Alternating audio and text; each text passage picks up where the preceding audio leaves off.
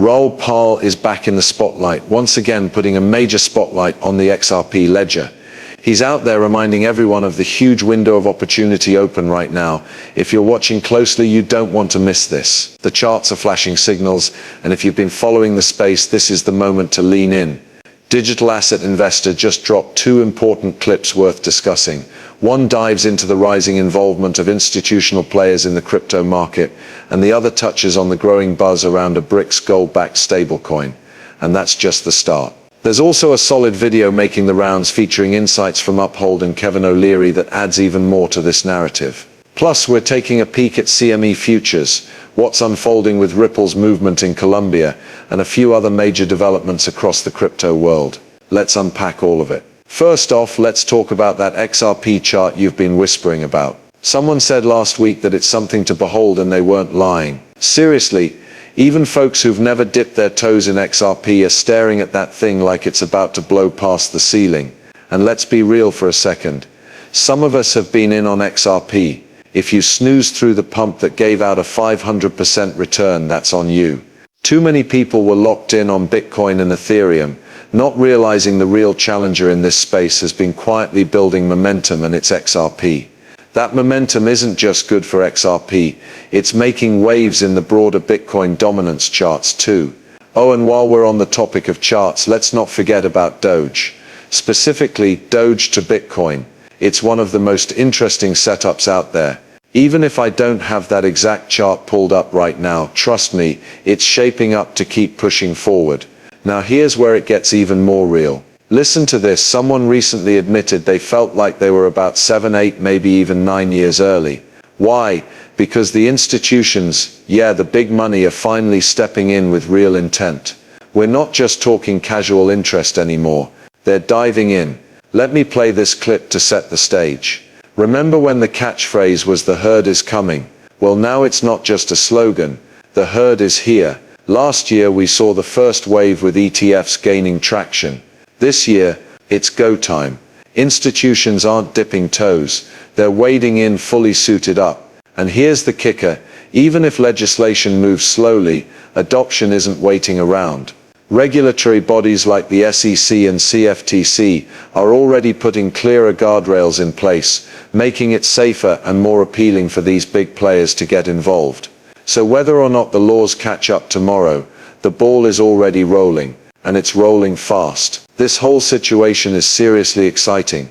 Why? Because for the first time ever, we're seeing major institutions stepping into crypto in a real way. What's changed? Well, it's not just hype anymore. Regulatory bodies like the SEC, CFTC, OCC, and even the Federal Reserve are starting to show real support for the crypto space here in the US. That shift is massive. Sure, we still need clear legislation from Congress to truly lock things in, but the momentum is definitely building. Right now, a lot of banks are still watching from the sidelines, hesitant to jump in fully. And that makes sense. They're trying to figure out exactly what the risks are when it comes to offering crypto custody services to their clients. But one thing's clear, these banks aren't blind to the advantages that stablecoins bring to the table. They know there's a huge opportunity here. The big question is just how and when they'll make their move. One thing's for sure though, this moment is too important for the US to mess it up. It seems like the Trump administration gets that, especially with how unstable the US Treasury market has looked lately. Some of the biggest foreign holders of US debt are starting to sell off, and that's putting pressure on the system. So the country needs new buyers to step up. That's where stablecoin issuers could come in, acting almost like a fresh pipeline of demand for US debt. After all, these stablecoins, like USDT, are typically backed by reserves such as treasury bills, which are seen as some of the safest assets in the world, because they're supported by the US government. Take a look at CoinMarketCap, for example. You'll see that USDT alone is sitting at around $150 billion in value. And that number isn't just floating in space, there has to be something real behind it. Most of that is secured with assets like US Treasury bills. As demand grows for stablecoins like RLUSD, USDT, USDC, and others, the need for more Treasury bonds is only going to increase. That in turn could breathe new life into the entire US financial structure. From what we're hearing, this is something the Trump team is watching very closely. Will we get new crypto regulations this year? Honestly, it's a coin toss. We're hopeful, but let's be real, it might not land until 2026. Still, the groundwork is being laid, and the future is definitely heating up. Passing legislation is just the beginning. It's one thing for lawmakers to approve a crypto bill, but it's a whole other challenge to roll that law out into real-world action. Take Europe's MiCA law as an example. It was officially passed in April 2023, but it won't actually kick in until the end of 2024. That's roughly an 18-month delay. If the US follows a similar timeline, we could be waiting until 2027 before any regulation starts making a difference. And that kind of delay could seriously stunt the crypto market's growth.